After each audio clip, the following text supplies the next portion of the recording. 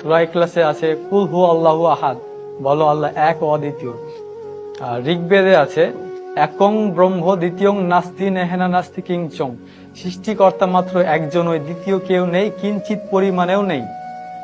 তখন আমার মাথায় চিন্তা আসলো যে সৃষ্টিকর্তা যে একজন, কিন্তু আমরা তো অনেক ধরনের মূর্তির পূজা করি, তাহলে এগুলো কোত্থেকে আসলো?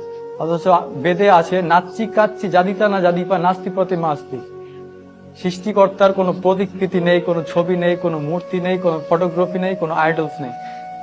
তাহলে আমরা কেন কেন এই ভ্রান্তিক বিষয়গুলো নিয়ে পড়ে থাকবো? আমার চিন্তা ভাবনা শুরু হলো, আরো জানলাম। হিন্দু ধর্মের কল্কি অবতার নামে একটা বই আছে, ওই কল্কি অবতারে একটা শেষ অবতার যার নাম হবে নরসংসা। নরসংসা অর্থাৎ প্রশংসিত ব্যক্তি। প্রশংসিত ব্যক্তিকে আপনি যদি আরবিতে নিয়ে যান তাহলে হবে মোহাম্মদ। মোহাম্মদ অর্থ হচ্ছে প্রশংসিত ব্যক্তি।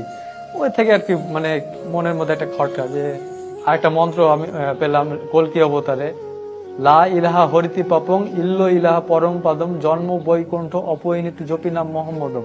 এখানে আল্লাহর কথা আছে, রাসূল সাল্লাল্লাহু আলাইহি সাল্লামের কথা আছে।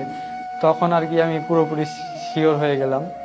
তারপর আরো মন্ত্র আছে, হতারমিন্দ্র মহাসুরেন্দ্র অল্লং জ্যেষ্ঠং শ্রেষ্ঠং পরমং ব্রহ্মং অল্ল অল্ল রাসূল মোহাম্মদং অল্ল অল্ল লাল্লিকতং। এই ধরনের এই মন্ত্রগুলোতে আর কি কল্কি অবতারে মোহাম্মদের, আমাদের যে নবী, শেষ নবী মুহাম্মদ সাল্লাল্লাহু আলাইহি সাল্লামের কথা আছে। এগুলা ধীরে ধীরে আমি বুঝতে পারলাম, শুধু যে ইসলাম ধর্ম সত্য এই কথাটা যাচাই করিনি, যে খ্রিস্টান ধর্ম কেন সত্য নয়, বৌদ্ধ ধর্ম কেন সত্য নয়। সবগুলো ধর্ম যাচাই করতাম।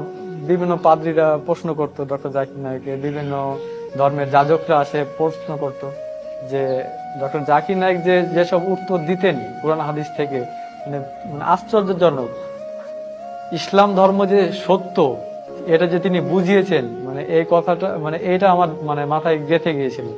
এরপরে আমি ইউটিউবে একটা চ্যানেল পেলাম, হেদায়েতের পথে। হেদায়েতের পথে এখানে গিয়ে এক আমার দিনী ভাই আব্দুর রহমান ভাইয়ের ওনার সাক্ষাৎকারটা আমি দেখলাম। আল্লাহর কসম, আল্লাহর কসম, আল্লাহর কসম, এই ভিডিওটা দেখার পরে আমার এই মুহূর্তে ইসলাম ধর্ম গ্রহণ করতে হবে এরকম একটা চিন্তা ভাবনা আর কি। ওনার নাম্বারটা নিলাম, নাম্বারটা নিয়ে ফোনে সেভ করে রাখলাম। তো তার পরের দিন আমি মাঠের মধ্যে গিয়ে ভাইকে ফোন দিলাম। বাড়িতে থাকলে হয়তো কেউ জানবে, বা আমার কথা শুনে হয়তো কেউ আমাকে বিভ্রান্ত করার চেষ্টা করবে।